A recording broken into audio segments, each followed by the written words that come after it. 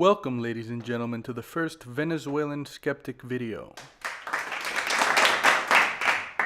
Today I'm going to be addressing the topic that's the reason why I decided to make this YouTube channel, which is to raise awareness on what's going on in Venezuela right now.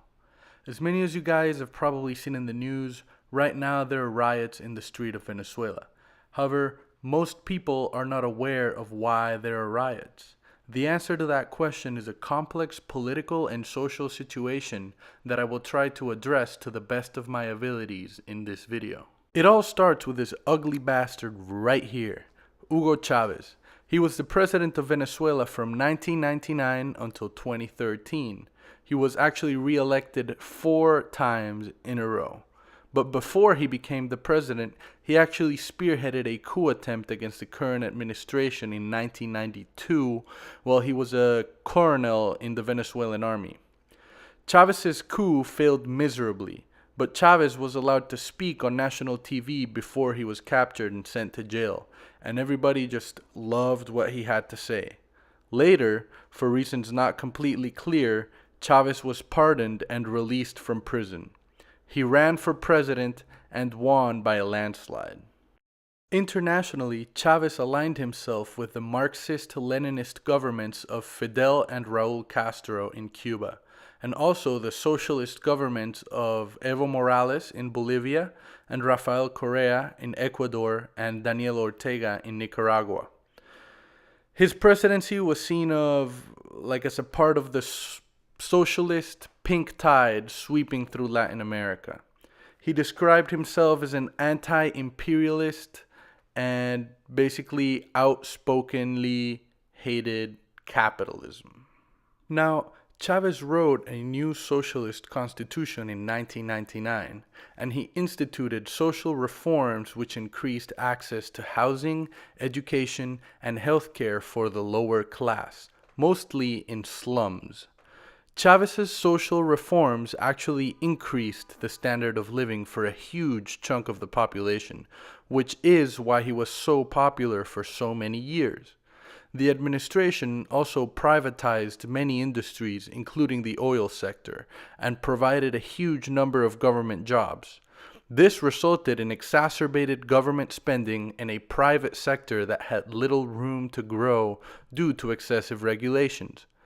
Towards the end of his presidency in early 2010, his economic measures had proven to be unsustainable. Food, water, and electricity shortages were, and still are, commonplace, and one of the highest inflation rates in the world were all symptoms of Chavez's failed economic reforms. On March 5th of 2013, Chavez died of a heart attack in the military hospital of Caracas after battling cancer for 2 years. Shortly before his death, Chavez told the people to elect Vice President Nicolás Maduro as the next president of the country, kinda like a dynasty. He ran in a campaign against Leopoldo López, a Venezuelan politician and activist who has a master's in public policy from the University of Harvard. After Nicolás Maduro won the elections, the first thing he did was imprison his opponent.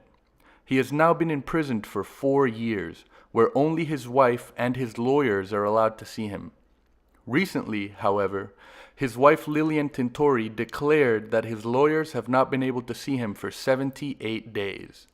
At the same time, a video of Leopoldo has surfaced where he is yelling from his cell that he is being tortured and asking his wife to denounce.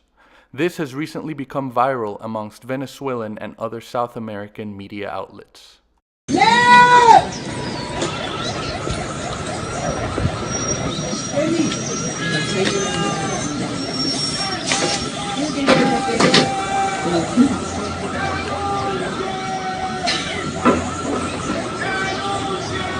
Oh, democracy. Leopoldo was released on the 7th of July of 2017 and was given house arrest. I have to say, before I end my shitty first video, that Venezuela has to be the only place in the world where a bus driver with no education wins an election over Harvard graduates. So, on to the final point. Why are there riots? Well, Besides the fact that there is no food, water, electricity, or democracy, and we have the highest inflation and murder rates in the world, in 2016, the government basically delegitimized Congress because it was held by a majority opposition and the regime had proposed a new communist constitution. Just did away with Congress. You don't need that in a democratic society. The people of Venezuela in huge majorities oppose this regime and definitely do not want a communist constitution. The people of Venezuela are tired of being hungry, of being denied their basic human rights. So they have taken to the streets because it's the only way that we can fight back. We cannot wage a war of ideas because there is no freedom of the press, no freedom of speech, and any dissent is quickly silenced. There is little hope of a militia forming because the government took away our right to bear arms. So this is our final stand. Civil disobedience until the country cannot function, until there is a new government, or until they kill all of us who dare oppose them.